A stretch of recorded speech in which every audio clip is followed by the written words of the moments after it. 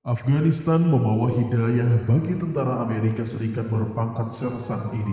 Menariknya lagi, ia mampu mengajak suami dan kedua anaknya untuk mengikuti jejaknya masuk Islam. Kisah selengkapnya, tonton video berikut sampai selesai.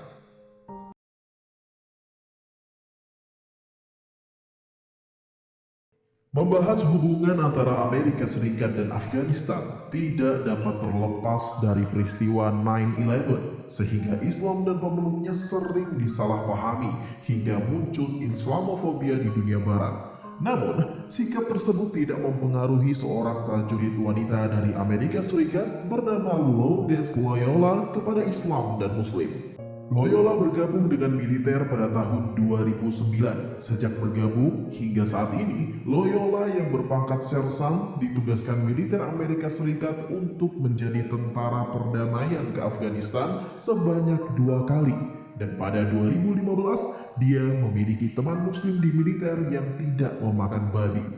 Pengetahuan saya soal Islam ya sebatas itu, sebatas bahwa Islam melarang makan babi. Hanya itu, katanya. Dimulai dengan misi perdamaian di Afghanistan itulah, ternyata hidayah mulai membuka jalannya untuk Loyola. Ketika di Afghanistan, Loyola melihat secara nyata kehidupan muslim yang berbeda dari apa yang diberitakan media selama ini, bahwa mereka hidup sama seperti orang pada umumnya, dengan aktivitas harian seperti mencari nafkah atau bekerja. Sekembalinya dari Afghanistan, di Amerika Serikat sedang berlangsung pemilu. Isu Islamofobia pun semakin kuat, hingga banyak warganet yang sangat menghina dan memojokkan Islam. Loyola tidak senang jika ada orang atau sekelompok orang menyerang kelompok tertentu. Jika ada yang diserang seperti itu, dia akan bela dengan sepenuh hati. Memang begitu karakter saya, katanya. Namun, dia tak mau menghadapi mereka dengan emosi. Dia ingin melawan mereka dengan data dan fakta. Karena itulah, Loyola mulai mempelajari Islam. Ia membaca Al-Quran dan pergi ke masjid di Nebraska. Saat itu, Masjid Nebraska sedang mengadakan open house. Tanpa malu-malu, Loyola hadir dan mengajukan pertanyaan di sesi tanya jawab. Dia bertanya seputar warisan untuk laki-laki dan wanita yang berbeda porsinya, serta isu keterkaitan Islam dan terorisme. Loyola pun mendapat jawaban yang masuk akal dan menerima jawaban dari Imam Masjid Nebraska.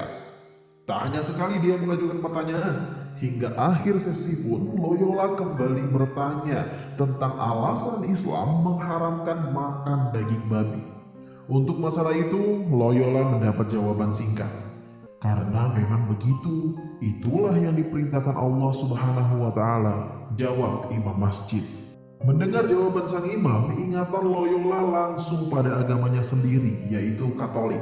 Hingga remaja, ia penganut Katolik yang taat. Dia rajin ke gereja. Saya pergi ke gereja karena memang benar-benar menginginkannya, bukan karena dipaksa orang tua, katanya. Bahkan, ia aktif bergabung dengan kelompok paduan suara di gereja. Namun, sejak menginjak dewasa, dia mulai mengambil jarak dengan gereja lantaran banyak pertanyaan yang tidak terjawab. Setiap bertanya selalu dijawab, imani saja, atau karena Tuhan bilang begitu.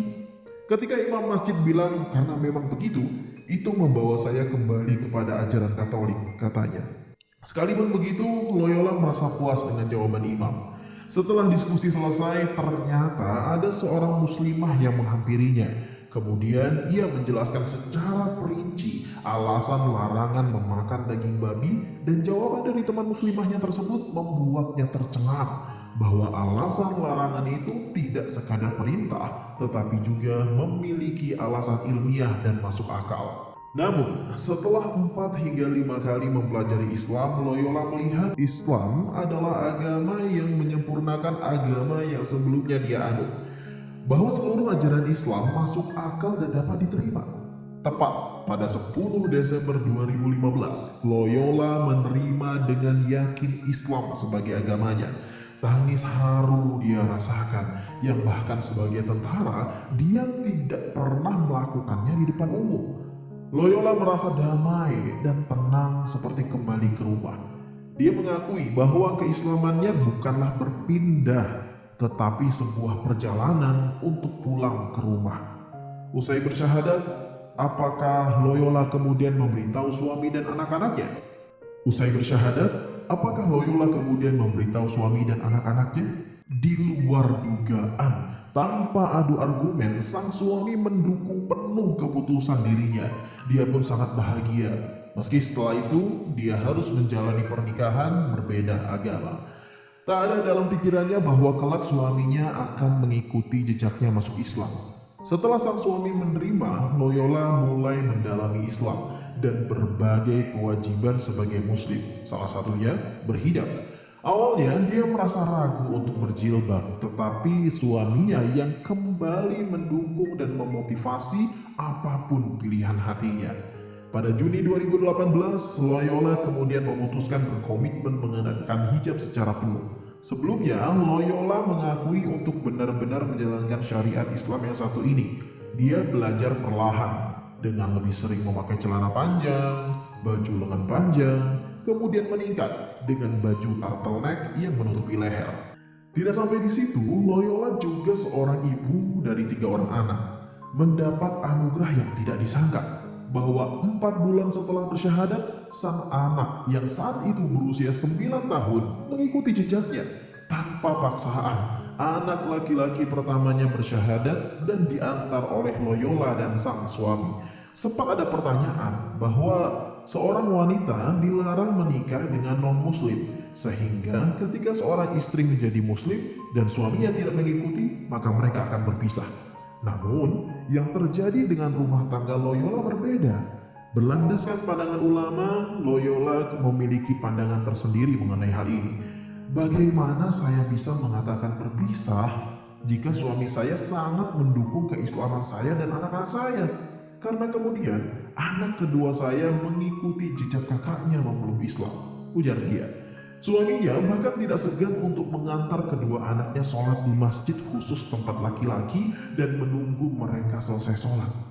Rasanya tidak adil jika dia harus memutuskan untuk menceraikan suami yang seperti ini, dan tak ada pula teman muslimnya yang menekankan dia harus berpisah dengan suaminya.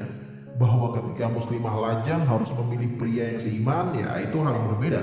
Sehingga bagi dia, masalah ini harus dilihat kasus per kasus. Dan ternyata pilihan Loyola ini pun membuat jalan hidayah untuk sang suami. Karena pada 2018 juga suaminya memutuskan untuk memeluk Islam. Dengan tiba-tiba dia meminta saya mengajaknya menemui imam untuk bersyahadat, ujar dia. Dan kini Loyola telah kembali dikaruniakan seorang bayi yang lahir ketika ayah dan ibunya telah menjadi seorang muslim. Wallahu a'lam bishawab. Jangan lupa like, comment, share, dan subscribe.